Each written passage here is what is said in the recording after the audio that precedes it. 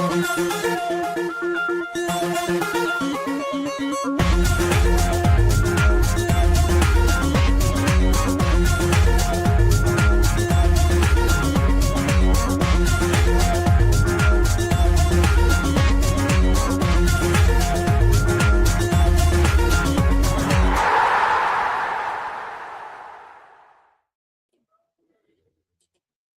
evening, good evening, good evening. Who learns to tie their bootlace on a Monday, but then just goes to Amazon and orders some Velcro slip-ons on a Tuesday because nobody needs that kind of hassle. It's us, American Scouser TV, Thursday night podcast. That's the Tinnipa to the cool kids. It's just two of us, bald, handsome devils tonight. It's myself and it's Brian. Brian, how are you? Doing good. After a little bit of technical difficulties, but doing great.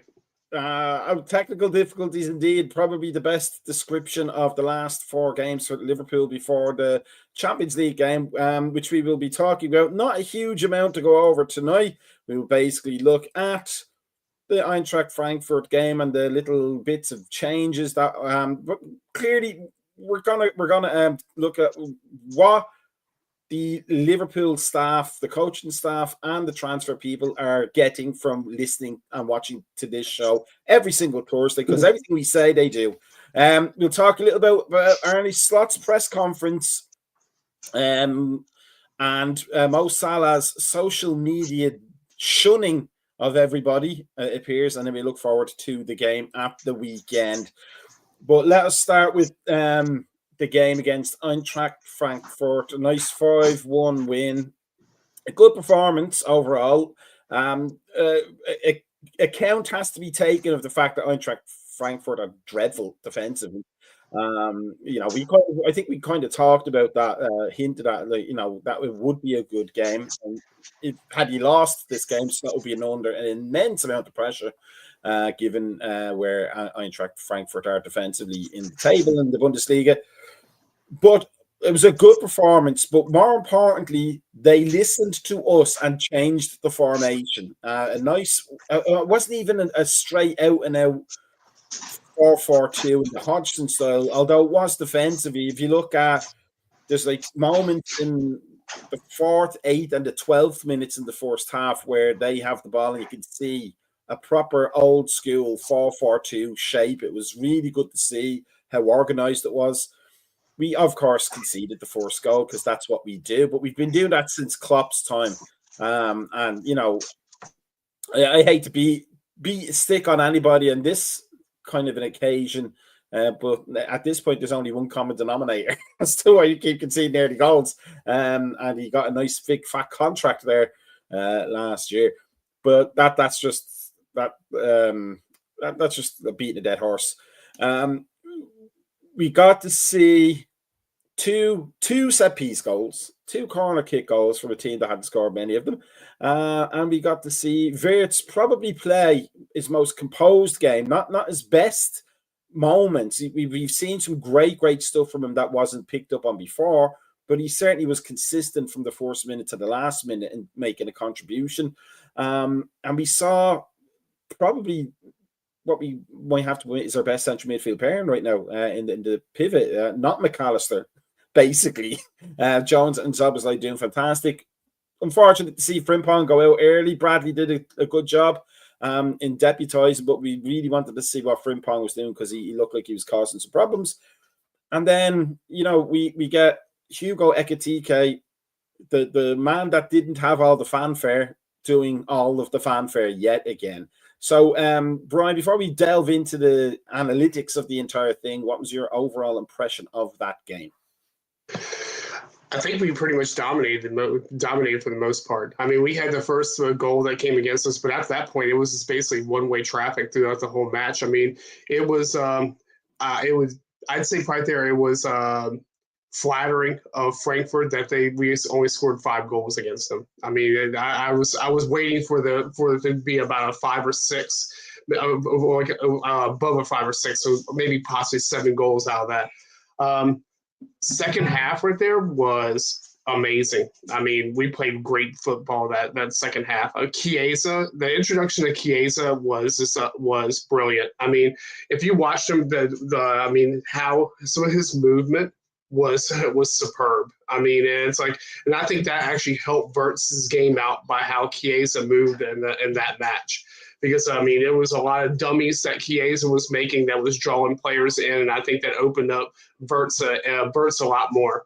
So yeah, I mean, I think that it was a good match. It was something we needed. We needed to get those goals out because we seem to be having a problem with scoring here for the past month.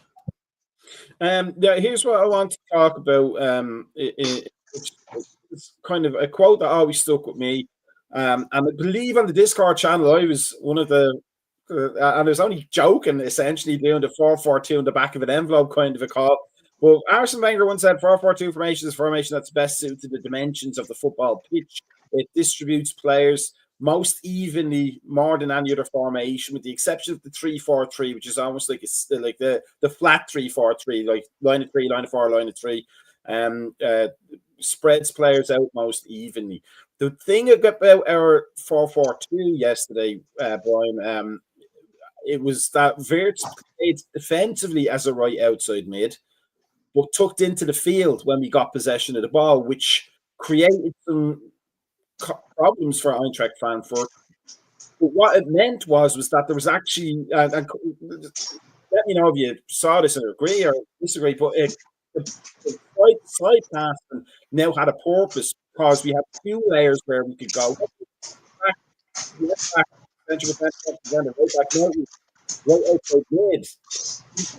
mid, central mid, left mid. There was more of a balance, I thought, in that game than there was in the last, probably all season even. There's like a proper balance to the team, a balance of threats and a balance of coverage. Do you think this was a one-off? Was this like a Brendan Rodgers one-off and he's just itching to get back to the 4-3-3 slot? Or is this something where he should look at it and go, okay, there's something here. Wirtz looked good.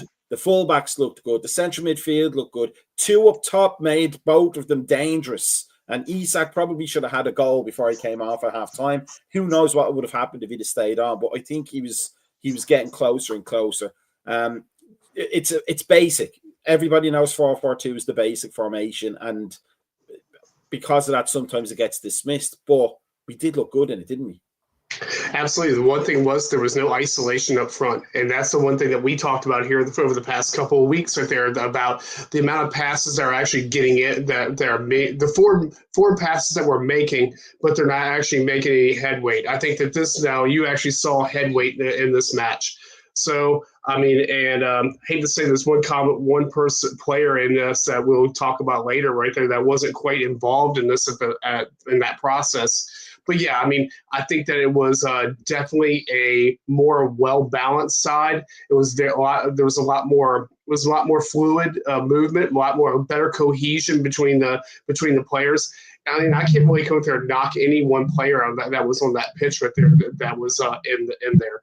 I mean, I can just say right there that it was it was just a good overall match right there. I think that you can say Slabosai had a great match. I mean, I can say that, that the players who needed us, that we expected to have stepped up in that match right there. Sad to see Frimpong come there and actually go off injured, because I really think that his impact was there. But I think that Bradley actually did the same thing that what Frimpong was going to do in that match, which is actually where we were talking about Wirtz moving more, drifting into the inside right there, which is what the formation of what I think Slot was working on doing anyway. But you're having an interference between on your right hand side right there, where one player is not actually going there and doing that same. They're not talking to each other or doing the same movement. Where you had your right attacking midfielder and your right back right there are actually going there tripping over each other and not actually playing in the same spot where they need to play at. So yeah, so I think definitely right there you can see on here that that the sides were much more balanced. Now, if we look at the average positions for the first half before the subs, with the exception of Frimpong, I mean, he said he was going to play two number sixes, and as sure as eggs is eggs, he's played two number sixes there in Jones and Szoboszlai. Wirtz, as we said, moving inside, it was almost like that was the. Apart from his fantastic passing, as much as we want to not admit it, he who shall not be named caused a lot of problems for teams because he moved inside from the fullback position. added numbers to the central midfield, and overloaded in areas that they didn't expect the fullback to overload. And it's obviously something that Manchester City do as well. It's not exclusive to Trent Alexander-Arnold, who should not be named, and I just did. So goodbye, everybody. No, only kidding. But, we can see from there, like, Gakpo had a purpose out there yesterday, do you think? I mean, he wasn't the kind of almost the Salah on the other side, where Salah he doesn't defend. So when he was out there under Klopp as the right attacking forward, the wide forward, whatever you want to call it, we knew he didn't have any defensive duties. And sometimes it feels like Gakpo plays the same kind of way, almost like it needs to be symmetrical. But yesterday he had Jones behind him to support him if needed. He had Robertson behind him to support him if needed.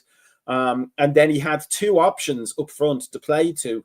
And then, a good big switch over to the other side, to Wirtz or Bradley stroke Frimpong on the fullback side. I won't say that it was his best game by far. Gakpo, we can argue about the merits of his effectiveness in terms of creating chances, which, if you're a stats person, he is the best chance creator. But he seemed like he had a little bit more purpose, do you think, yesterday? Oh, absolutely. And I also say right there, the one key red player that you saw was Andy Robertson had probably one of the best matches I've seen him play in quite a while. And I think you have to go with that right there too, that, as a player right there, about what Andy Robertson came there and gives this side right there, because I think that his defending came there was well. I mean, I think that his actually forward movement was well. I mean, so there's nothing I can complain. Again, I don't have any complaints with anybody that was on that pitch. I mean, I think the first goal right there, obviously right there, you can say there was a couple players who could have been at fault right there. But in a 5-1 result, and what we've seen over the past couple matches, I can't complain about anything right there that I saw. Again,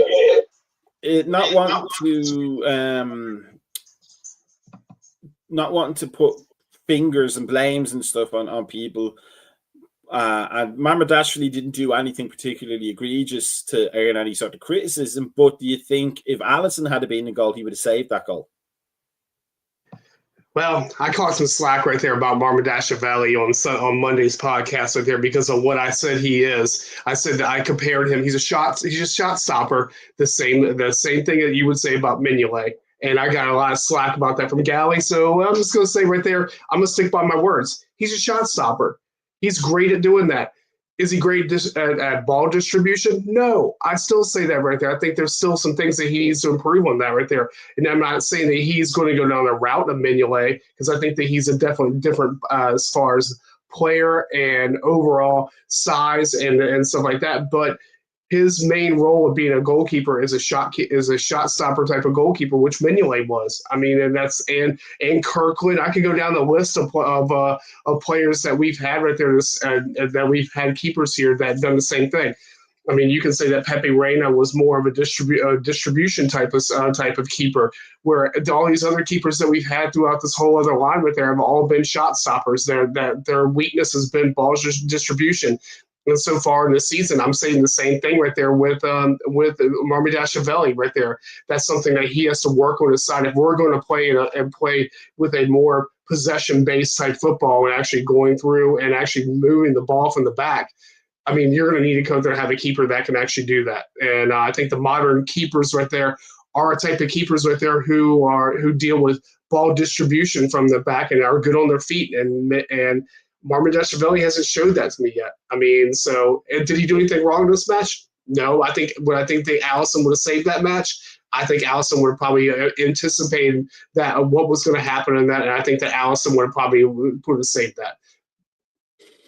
It's interesting, though, do you think, just to kind of expand a tiny bit, is that 13 years ago, actually, now come to think about it, Liverpool's famous transfer people and famous sporting director guy brought in a manager renowned for passing the ball out from the back and had success with a smallish keeper at Swansea who was exceptional at bringing the ball out from the back. Maybe a little bit suspect on the shot stopping, but was an out-and-out sweeper keeper and was very, very comfortable with the ball in Vorm, Michel Vorm or whatever his name was. And now their great plan to replace Alisson Becker's.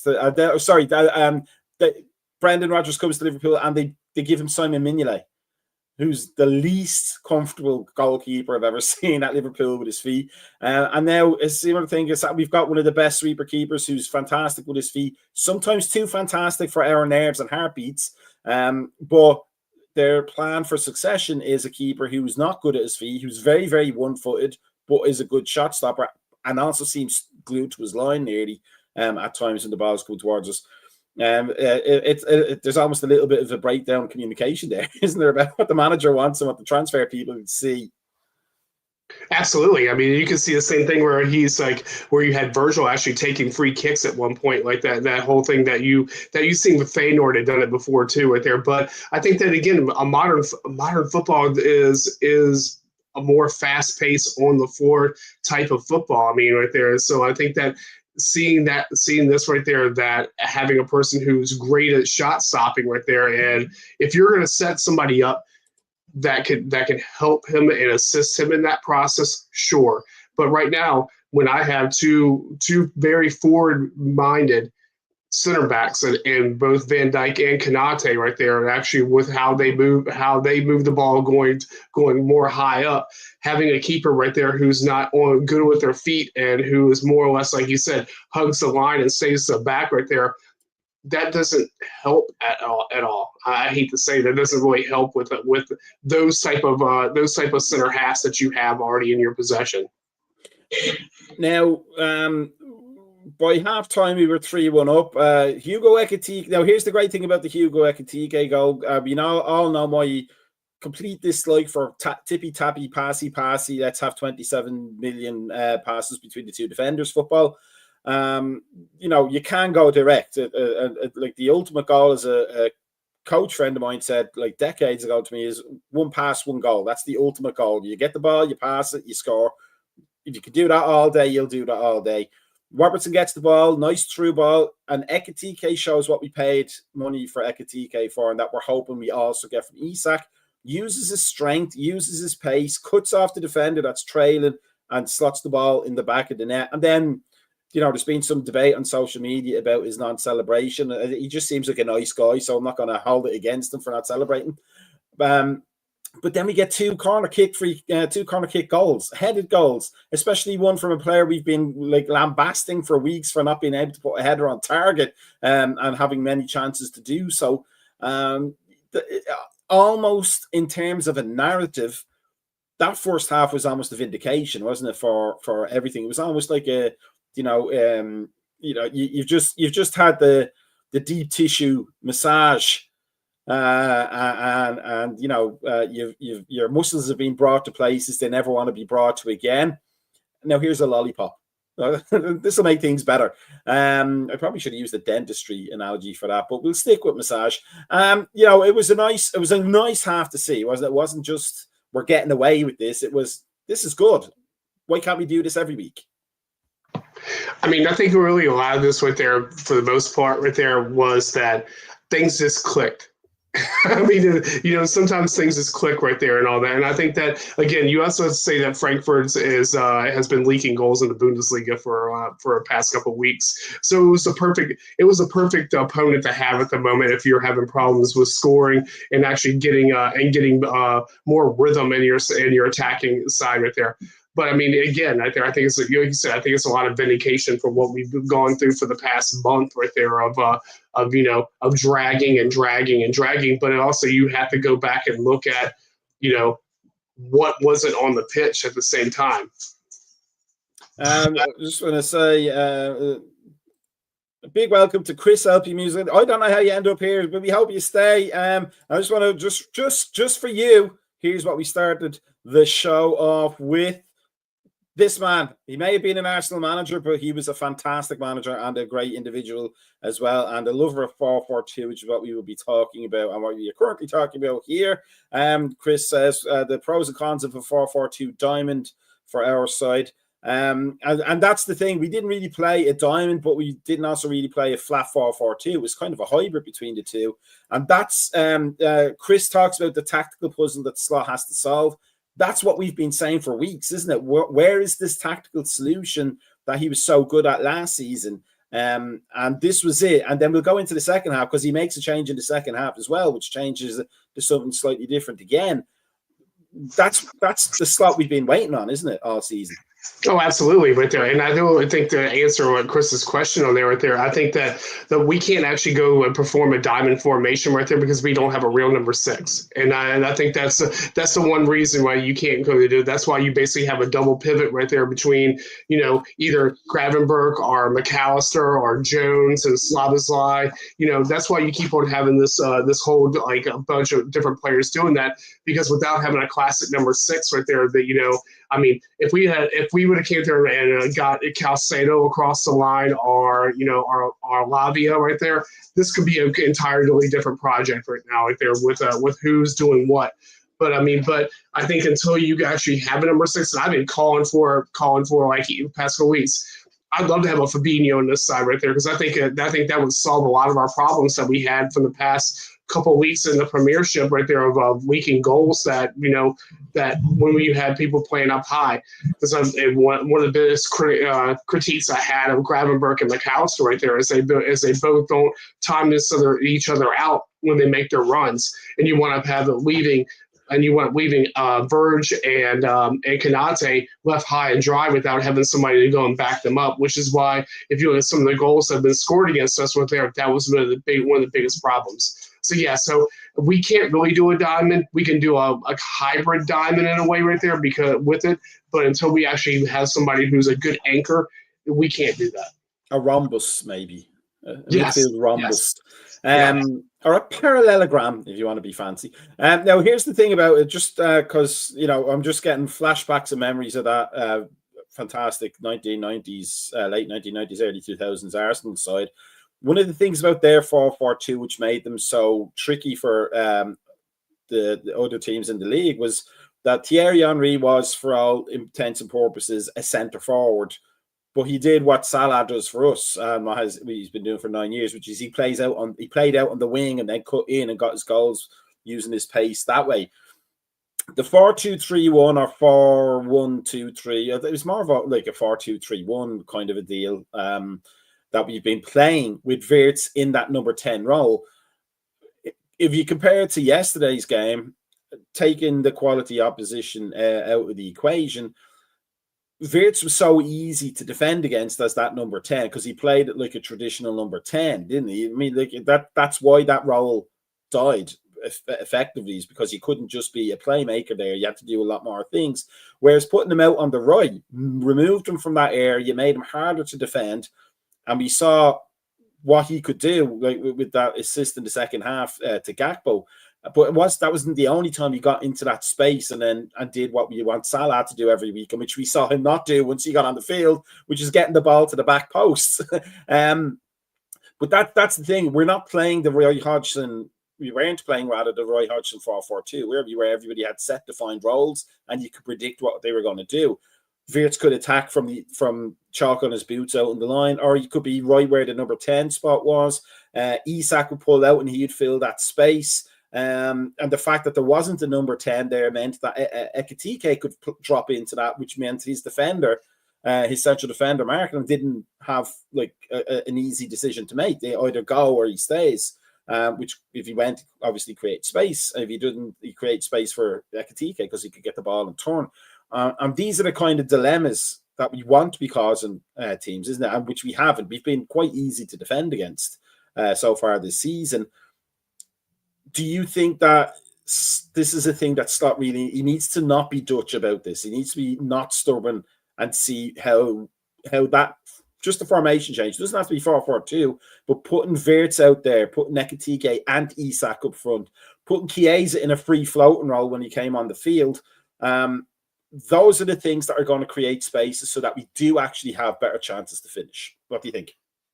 Oh, absolutely. I agree totally with you. But I think that between having Chiesa, Gapco, and also having Verts in there right there, you have a lot of free, and Ikiteke for the most part right there, you have a lot of free flow interplaying players because Ikiteke so he can play off of number 9. So you have all these guys right there who are coming who can swap spots, move different positions, and so you essentially have basically a unorthodox three players in free roles for the most part. I mean that you can that can interchange amongst each other. It's kind of thing we talked about when we used to have play a 4-3-3 where you had all three forwards in the front between Mane, Bobby, and Salah, where they could all interchange amongst each other. You just shift that interchangement back to the midfield right there, and then you kept more of a solid. I think Isak basically for the most part played in the natural role that he would play in.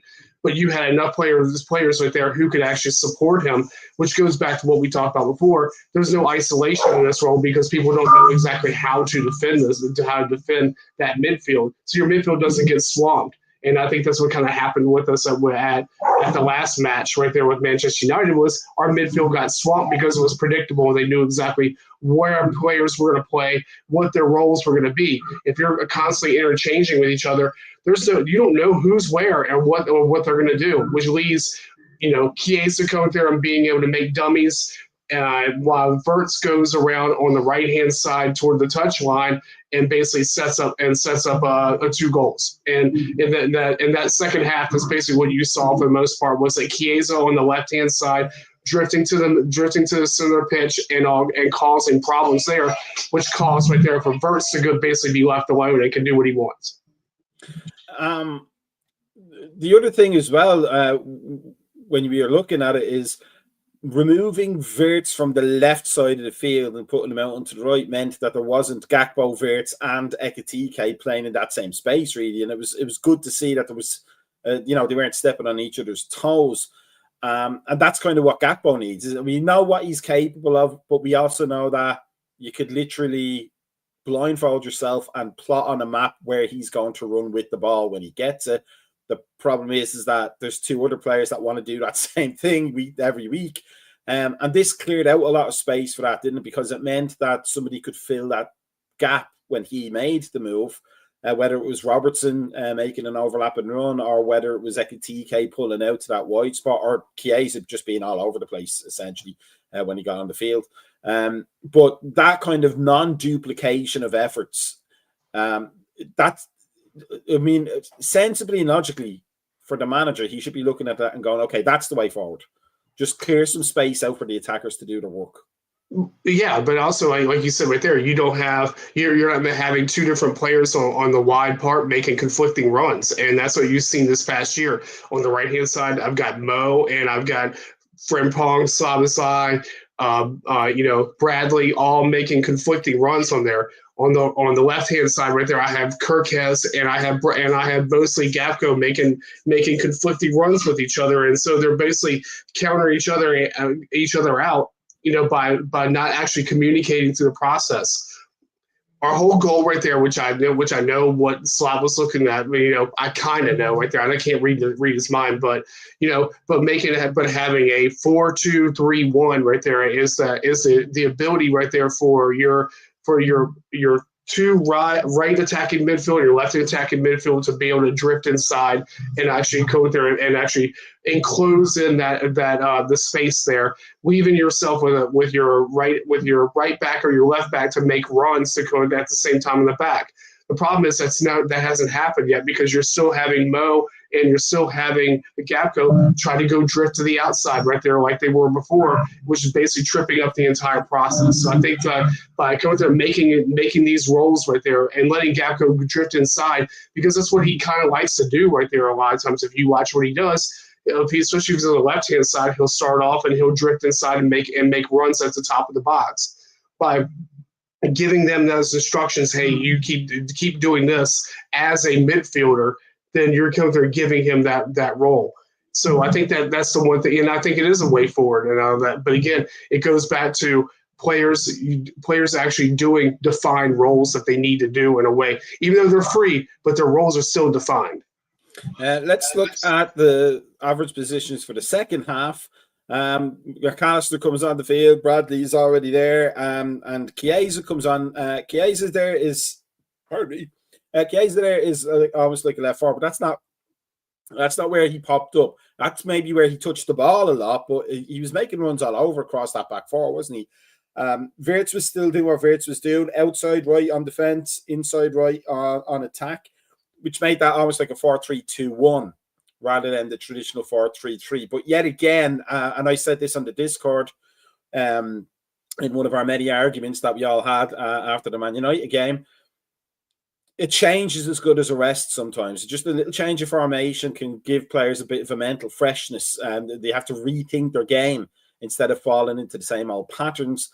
But even that, if that's what he wanted to do, a 4-3-2-1, even something like that, lets players do what they're naturally good at doing, doesn't it? I mean, the Wirtz and Chiesa had all of that space then behind Salah when he went on. I'm not sure whether Salah played as a centre forward. I think chief tantrum thrower maybe, but Salah kind of. I don't want to downgrade any performance, but the way we played in the first half and what we did before Salah came on, and then what we did after Salah came on, kind of showed Salah up for somebody who wasn't doing his best so far this season, didn't he? I mean, he stuck out like a sore thumb once he came on the field. Absolutely. I think that last bit of time that you had Salah on the field, it seemed like we were kind of, I think those are probably the most threatening moments we had against Eintracht Frankfurt there, honestly. I think that we were threatened by them at times. And I think it just goes back to, like I said right there, about why, and I'm not going to downplay, like you said, I'm not going to downplay people's roles, people's performances, but I think it goes back to whether those are the instructions that Slot wanted, or whether these are the natural thought processes of a player who's played in that position for so long. And it's kind of what I was hitting on the past couple of weeks right there. If you where we basically had Mo sitting back on that right as more of a right attacking midfielder, and I know you hinted at it also, that he doesn't track back. He doesn't go there to do that. It stays more forward. It stays at more or less what would be a right winger. When he would play with a 4-3-3. So again, it's hard sometimes right there for players to adjust to different positions that they don't normally play. So and that's more or less where I can go with that, because I think that right hand side right there got a lot more disjointed when Mo came on. But I mean, I said this, I think, as well about the 4-4, like not even 4-4-2, a 3-5-2 even. Just a two-player for front line with Salah as one of the two players means he is divested of any dropping back responsibilities, and it would possibly suit him better. And even at this late age, it should be something he should be open to, shouldn't it? Like, okay, maybe I can't be the right attacking midfielder or the right wide forward anymore, but if you want to play me as one of two strikers and all I have to do is press the defenders, and once the ball gets past me, it's everybody else's job, I'm okay with that, because I'm conserving energy for when the ball does break for me. Wanting to do the same thing over and over and over because it feels comfortable for you, even for what was he, 32 year old legendary striker, you still have to be able to learn a new thing, don't you? You don't stop learning even when you're playing the last waning days of your career. And Salah would do well to understand what happened there, wouldn't he? Oh, absolutely. And Trevor's got a very good point right there. I think that but you have to go in there and you're in Klopp's not our manager. I guess you can say that right there. We're not playing a 4-3-3 anymore. So, it's kind of it's one of those things where you have to adapt. And I think that more or less right there, that Galley said it on Monday. I've said it right there. You're seeing what we're going to possibly do when AFCON happens right there, when there isn't a Mo Salah there. And I think that you're probably going to see what's going to happen in the future when there isn't a Mo Salah there. And that's what's going to happen right there. You have to look at again, you have, like you said right there, you have to come in there and keep learning. You have to keep evolving right there. And he doesn't play with Egypt. He doesn't play as a right wide player with Egypt. He plays up front right there, and usually on the end and like basically a 4-4-2 for the most part right there, or one single forward up front. It's kind of some kind of weird hybrid that Egypt plays with right there. But again, you have to keep on evolving and playing right there. I mean, if you at 33 you're losing things, it happens to everybody right there. Age sucks, I mean, right there. And again, you're showing right there that Mo is losing a little bit of his step. I mean, I hate seeing it, but I've seen more players right there it happen to. I've seen Cristiano Ronaldo. It happened to him right there when he got toward this age right there. Can he still play? Yes. Is he still smart at playing? Yes. But the thing is right there is that you lose the ability to go there and actually do what you've done in the past. So you have to go there you have to be able to adapt. And I think that's one thing that Mo has to learn how to do is adapt to what the gaffer wants. It's good to see Trevor there with a comment. An OG Thursday night podcast member. We miss you, Trevor. It's good to see you there. Alan misses the plant. Yeah, Al misses the plant as well. But let's just have a look at the final stats there. If you're into expected goals, 3.21. So basically, 300% chance of winning over Eintracht Frankfurt's 10 big chances to nothing and 18 shots. I think we had like 11 shots on target or something like that. We were well worth the 5 goals. But that's the kind of performance we've been looking for. Turning possession into shots, turning possession into genuine chances. And we did it, and the trick will be to do it again. But let's stay a little bit on Mo and Arnie Slot. We'll go with Mo first because we're talking about him. And apparently he has removed all Liverpool-related phrases and tags, etc., from his social media. There's an example of his Twitter, formerly known as Twitter account. I get being disappointed with being dropped. Every manager, top level manager, and every striker that has retired will tell you that you do want a goal scorer to be absolutely pissed when they get dropped, because they should want to be on the field and they should want to be doing their best. But that's a bit childish, isn't it? That's almost high school stuff. Like if I'm not getting picked, I'm not talking to anybody.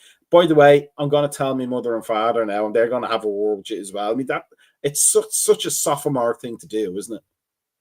Yeah, but absolutely right there. And the thing with Mo is Mo has to go do some soul searching about why he got put on the bench. I mean, again, right there, if I have to look at you said right there the past couple of matches right there, what has Mo honestly contributed over the past couple of matches? I'm just saying right there, I love Mo. I'm a bit, I think that everything he's done for our club has been fantastic. But you have to look at reality. You have to actually look at on the numbers right there. What has Mo contributed in the past couple of matches? Have we got the performances that we as Liverpool supporters and as a club right there deserve to have these to have? We haven't got those things right there. So again, it's every right of the manager to try something new and try something different. And it's every right of the manager to say, hey, guess what? I'm going to bench you this match until I can figure out exactly what is going wrong and how I can fix it, and I need a result. And if it happens to be right there that McAllister goes on the bench, happens to be that Mo goes on the bench, happens to go Isak, it doesn't make a difference right there. The club's bigger than the player. In my opinion, and the gaffer came there and has every right to do exactly what he wants to do.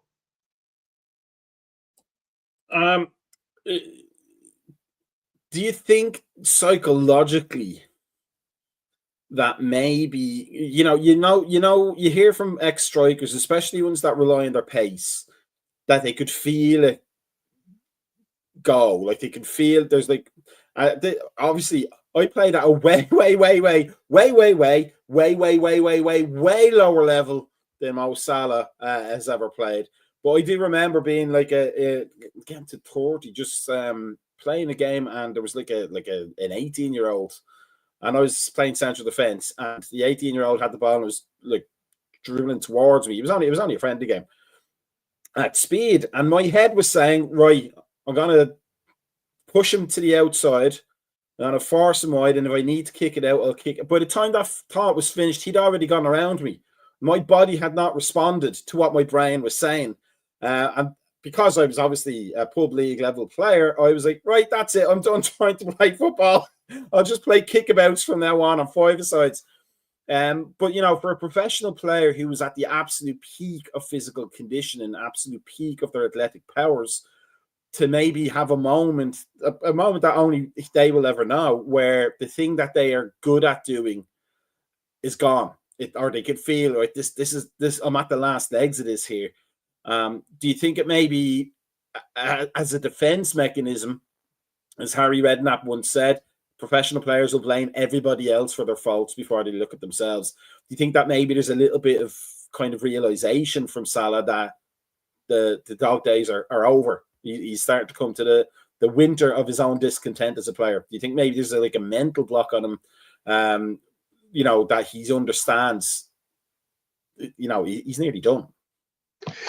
I think he's nearly done in this league. I think this league's a different league. I mean, the pace, and being able to go in there, you can actually go in there and actually go and have a formation and have a player who's proven for so long right there. They play it. There's enough film. There's enough things, and there's enough speed inside right there to negate that player and within a couple matches. That's kind of what basically what's happened right there. Mo's been negated for the most part. I mean, and and I don't know if that's I hear what you're saying right there, because I watched Alan Shearer toward the end right there. I've watched Thierry Henry toward the end. You see these players right there that toward the end right there where it's just tough. It's tough, for them right there, and I mean, and I hopefully, like Jimbo said right there, I hope it did establish some fire, but I don't want to see us go back to playing a formation that doesn't work. And I'm sorry, this formation we've been playing over the past doesn't work. Because I can go back to the whole thing, even with I think we put paper over cracks right there for the entire season.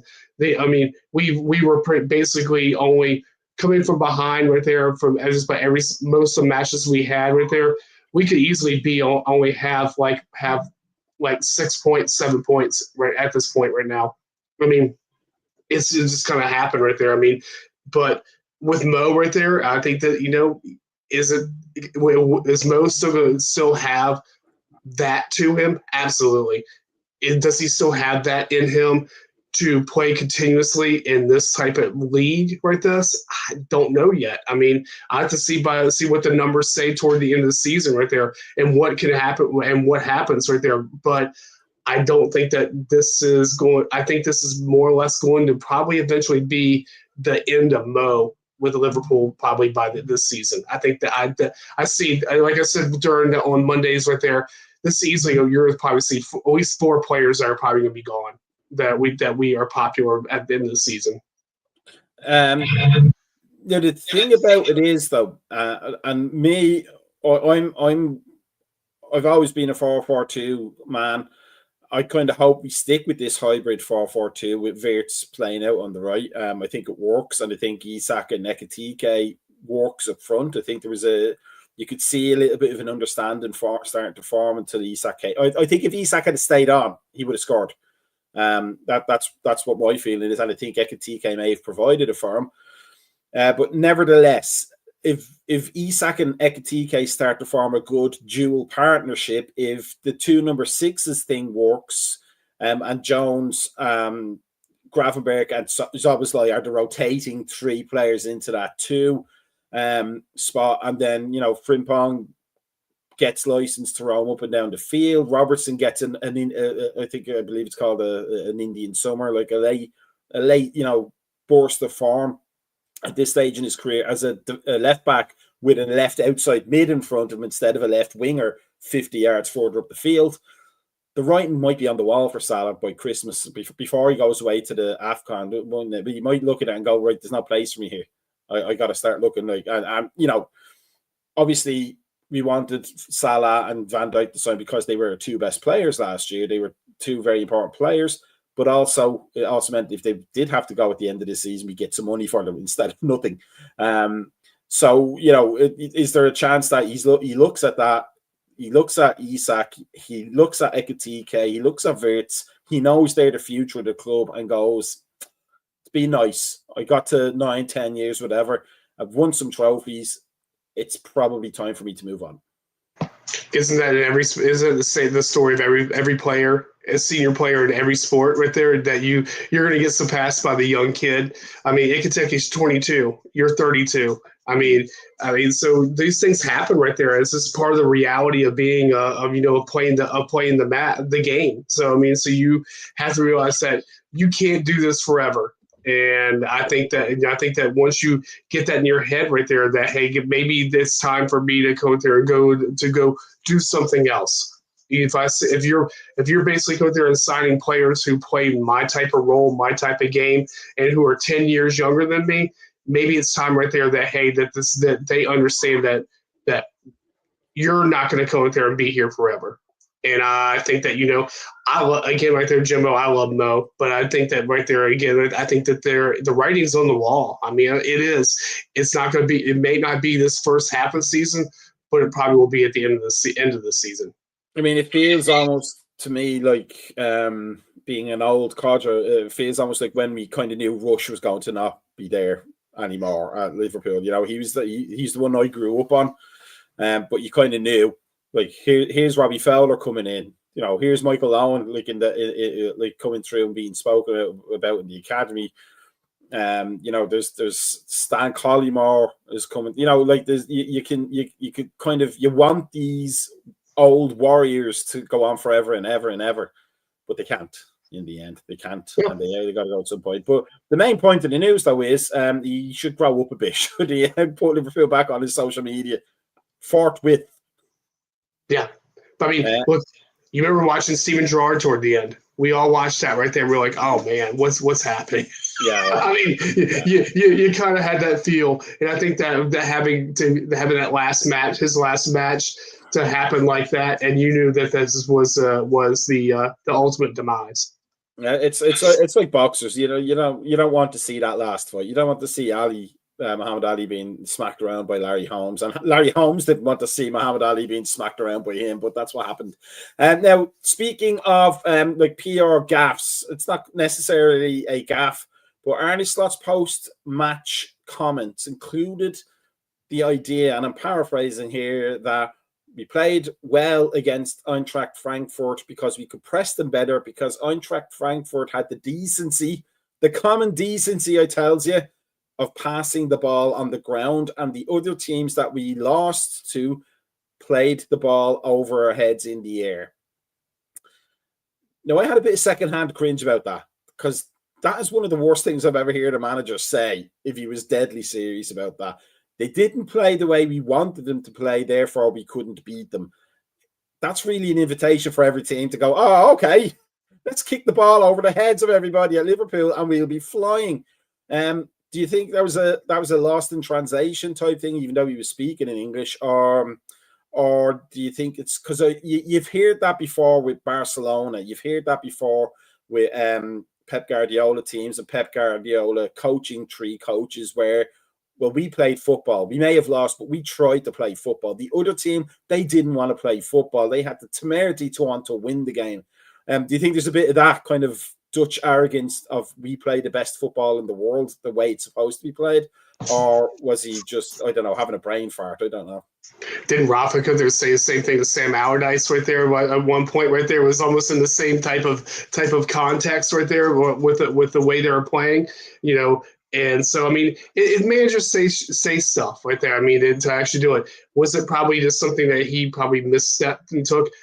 Probably, but he's right there because we've been beaten in the air the entire time. I mean, if you look at our defense against set pieces, I mean, you can hear Kazi not complaining about it for a long time right there because again, right there,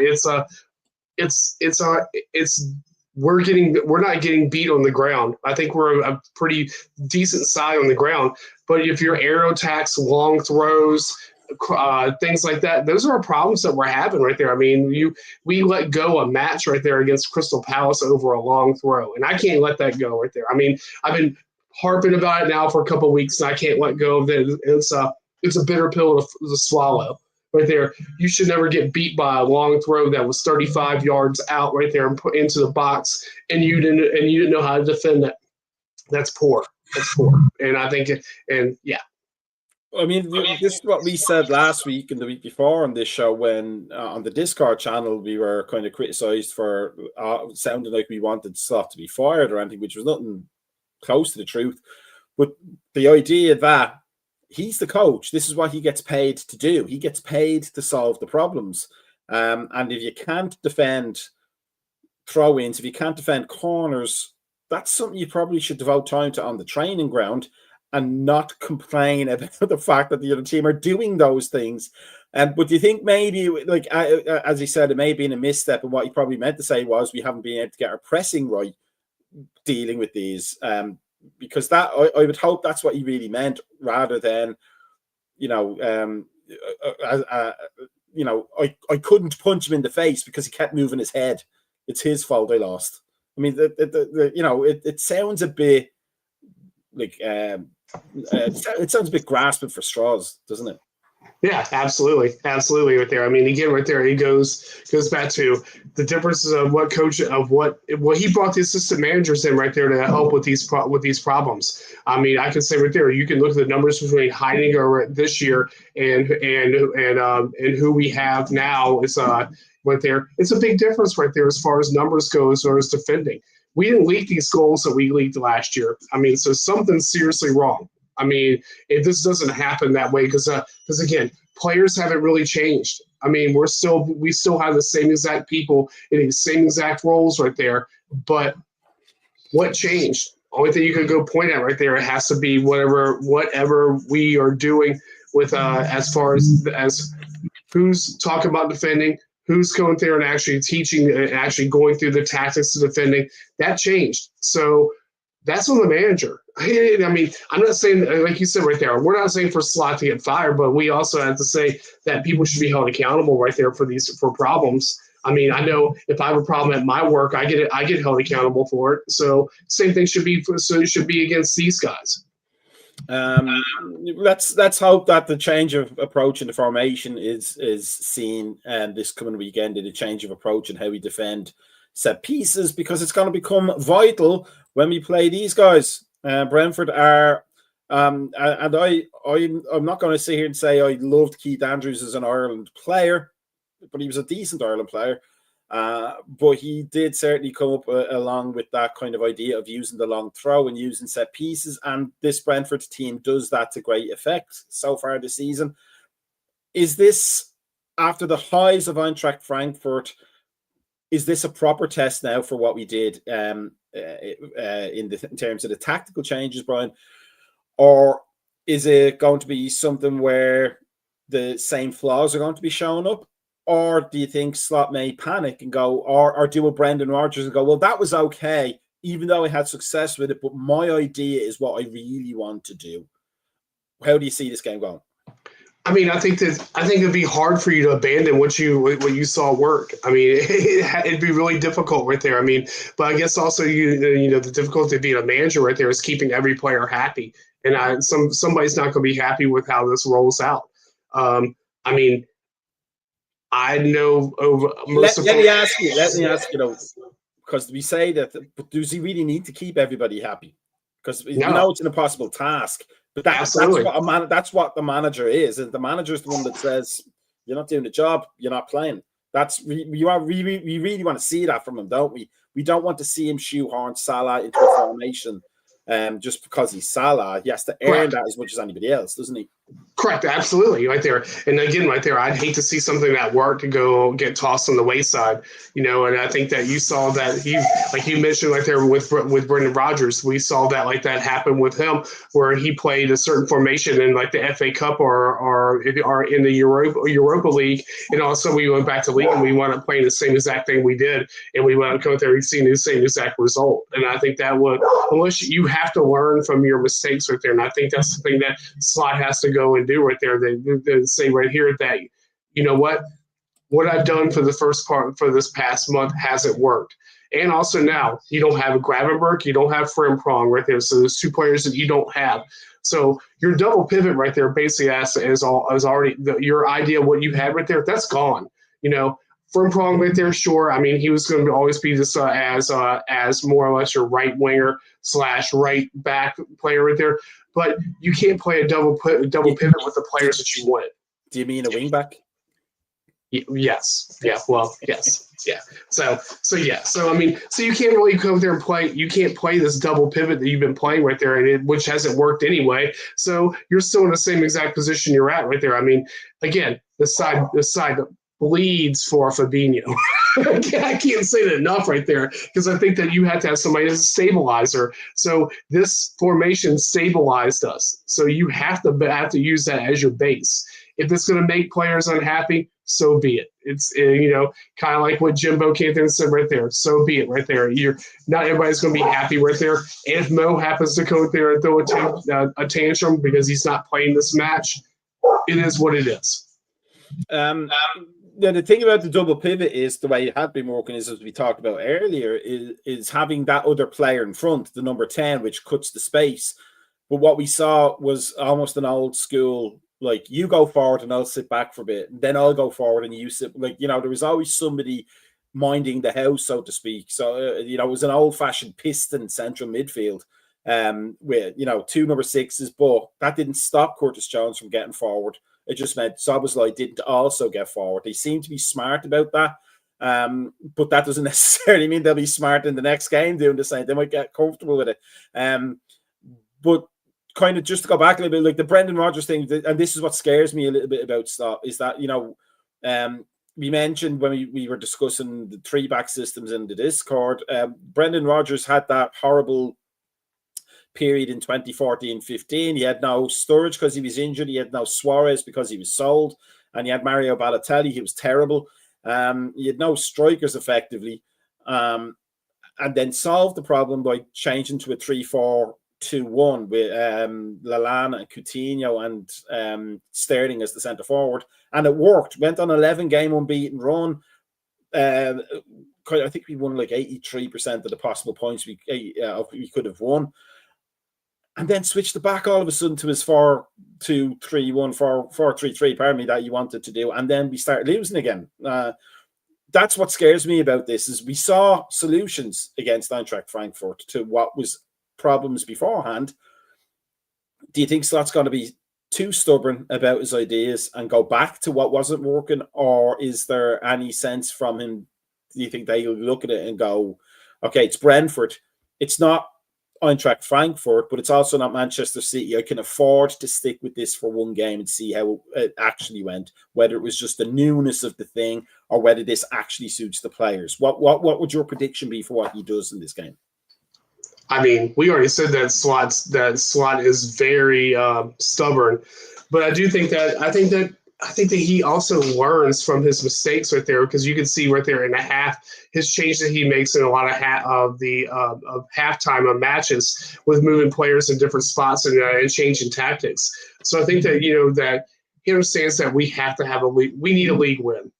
And he saw that this happened, and Brentford right now is sitting in 13th spot, I think, right at the moment in the league, right there. So it's an opportunity right there for you to actually go out there and to use as a double rebound right there for you, and actually build off of it right there. And I think that, and then you can go back to the second match against Crystal Palace right there coming up in the FA Cup right there, and in the League Cup right there. Sorry, and go, if you need to go back to that right there, go back to it. But if something works, there's no need to break it. And I think that, and again, like you said with Rodgers right there, when he did the same thing, the 11-game unbeaten run, and then changed it, then we started going back to the same process. I think that Slot's is different from Rodgers, and I think that he does go in there and actually think about things. He learns issues. Excuse me. I mean, he said right there how he's learned from Klopp, he's learned from Pep, he's learned from these players of things of being adaptive. So I hope that he does go in there and stick with this formation. Now we saw Gomez come on for Konate in the Eintracht Frankfurt game. Konate actually had a good game, I thought, against Eintracht Frankfurt. Would you persist with Konate, or is he still up and down in terms of his form, that you might want to put Gomez in for the consistency? You're not going to get the levels of great performance that you can get from Konate when he's on his day. When he's on his day, he's as good as Virgil at times, but when he's not on his day, he's not even average. He's dreadful. Whereas Gomez, you're getting a 7.5 out of 10 out of Gomez every time. But would you stick with Konate or would you give Gomez a shout? If we do this formation, then yes, let's do it with Konate. If we do go back to playing what we are previous formation, no. Again, it all goes back to players right there. And I said earlier right there, the ability to give Konate support. And I think that's the one thing that's happened this whole match of like the difference between last year and this year right there is that Gravenberch came through and actually supported the defense. And if you look this year, Gravenberch is a lot further up for most of the most of the time right there.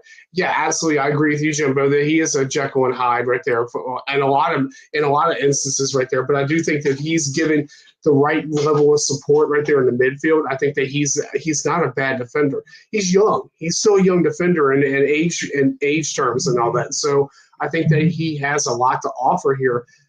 Honestly, right there, I'd probably put Gomez at right back for this match, more or less, more than I'd probably put Gomez as a center half. I think that if you're going to play Gomez, so because Bradley does a good job, but he also gets carded or dangerous close to getting carded. Do you think Gomez being a more traditional fullback, even more traditional than Bradley is, because he doesn't really feel the need to get forward?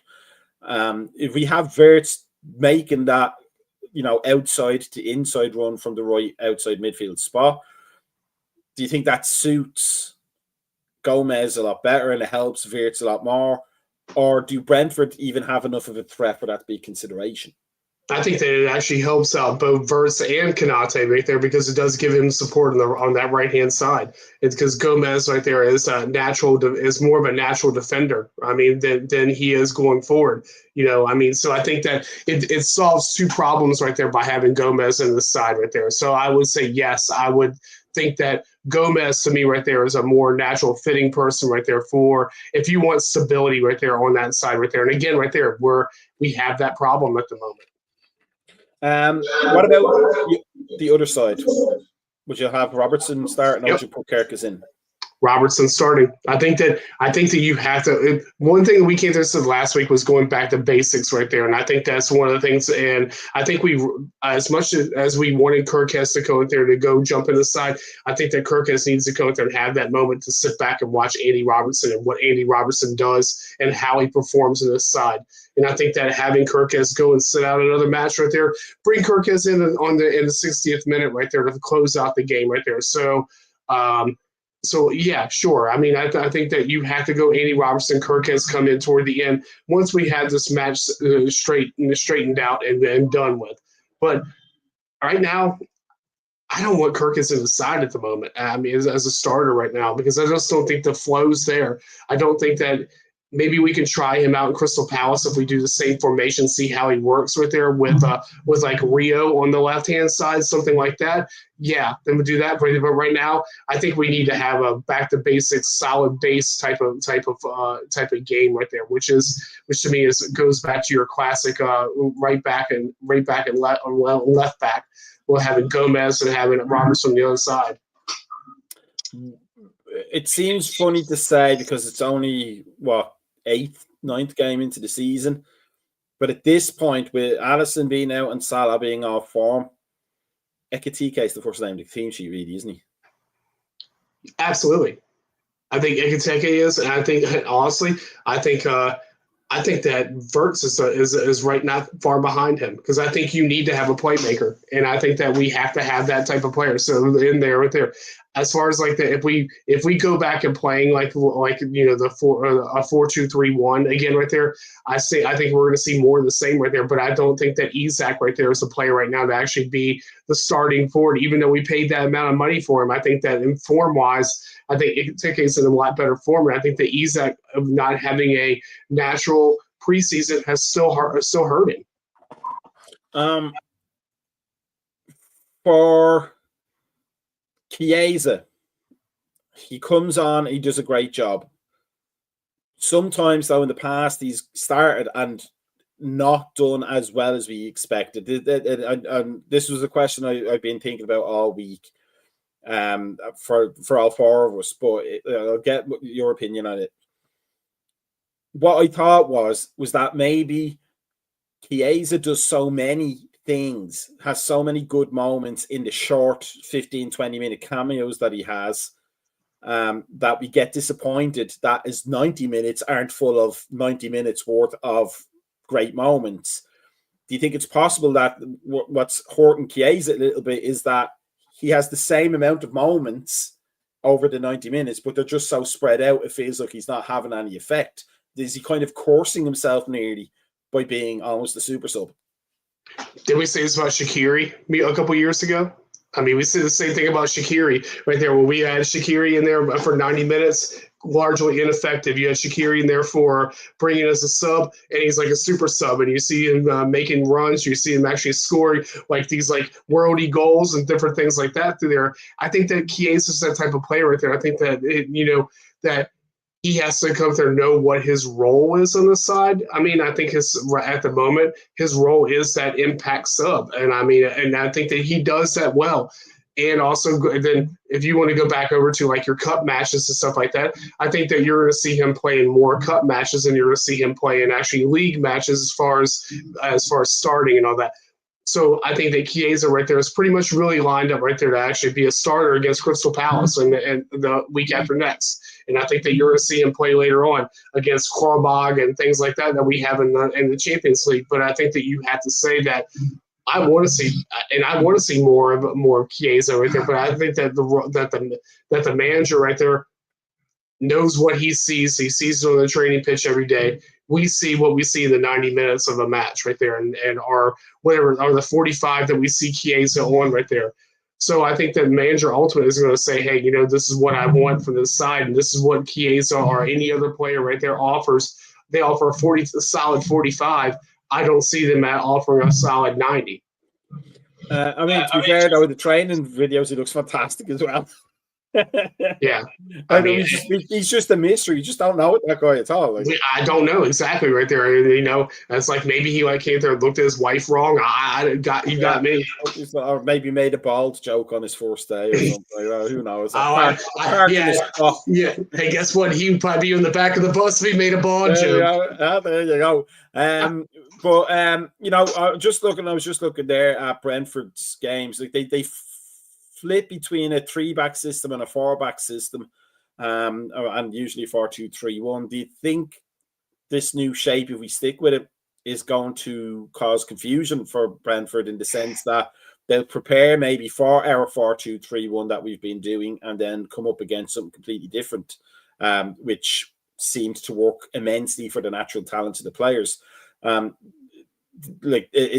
you think we've got, if we stick with what we did against Eintracht Frankfurt, do you think we will cause Brentford a lot of problems? Or if we go back to what we have been doing, do you think that will play right into their hands and we could be looking at, another uproar of a result? Honestly, I think if we played the way we play right there, I think that Kelleher will go through and will know exactly how we're playing. And I think that will be an easy thing right there because he's probably been on the training pitch and he knows that Slot has probably was gearing toward going that direction anyway right there. So as a former player right there of the side right there, they're already go there and say, hey, so when you guys played in a training pitch and you did this right there, he did these formations, how exactly are players' movements and stuff like that? They're pinning him for every information they can off of him right there. So again, right there, I think that us go there doing something totally different will throw confusion out there, and I think that would be the best idea. I mean, it would be welcome to see to see Jordan Henderson back and back playing against us, and seeing Kelleher also right there. But I think ultimately, right there, you have to go out there and do something totally different that will confuse every side that goes through there. I mean, that is a point, isn't it? Without we have an ex-goalkeeper who left in good terms, and we have an ex-captain and one of our best ones of the modern age who left on good terms and then stopped leaving on good terms, for political reasons, which we won't go into. But it would be nice to show them two players the progress we've made, wouldn't it? I mean, Kelleher was part of some of it, but it would be nice to go there and show something different, wouldn't it? If we do the same thing and we struggle to win, or even draw, or maybe even lose because Slot lost his head and then put Wirtz back in the number 10 spot, Gakpo on the left, Ekitike up front of the zone, and Salah as the right mid. I mean, if it becomes a disaster, Jordan Henderson and Quivin Kelleher will be sitting there watching them leave on the bus, sniggering at them, won't they? Yeah, I mean, Keller would be like, I guess I'm glad I came there and made my way out of here. Thanks for the memories. I'm out. I mean, of course, right there. But again, I think you have to go in there and actually go and prepare for what Brentford's going to do. Brentford's a side that's in flux. I mean, they lost their manager. They lost some key players on their side. They gained some players that, didn't realize that they were about to lose their manager. I mean, so it's a side that's in transition just as much so as we are right there. So, I mean, but the thing is that we're the champions of the league at the moment still. So you have to go and show that you are the champions of the league. I mean, they're ahead of Newcastle. That's weird. They're ahead of Newcastle. Oh, I don't want to say too much about Newcastle right there because Galley will come poking in on me about my Eddie Howe comments. But I mean, they're not a pushover. That's the main thing, isn't it? They're not going to be a pushover at all. Give me a score prediction based on. Give me two score predictions. Give me a score prediction based on if Slot sticks with what we did on Wednesday, and give me another score prediction based on if he flaps his ass and changes back. I'm going to say right there, if he does what Wednesday, I'm going to say it's probably a 3-1, maybe even a 3, maybe a clean sheet out of this right there on there. If I go back to the old formation, I would say probably maybe a 2-1 win or a 2-2 draw or a 1-1 draw. I mean, something like that. Yeah, so that sounds about right. So let's hope that he is brave, realizes the good things that happened on Wednesday, and sticks with those, because I want to see more of Florian Wirtz setting people up from the right. I want to see more of Ekitike having loads of space to run into, and more of Gakpo not stepping on 10 million players' toes trying to find space to shoot the ball over the bar. And then maybe we'll get to see more of classic Salah. Jimbo says it could be 3-1 if he sticks. If he reverts back, we'll be lucky to escape with a draw. I mean, this is the problem that's made for himself, is that we're now doubting him because of that, and because of his stubbornness. And let's just hope he's more Jurgen Klopp and more Gerard Houllier, or the best bits of Brendan Rodgers and not Roy Hodgson, and the worst bits of Brendan Rodgers. Let's hope that we get some progress in that sense.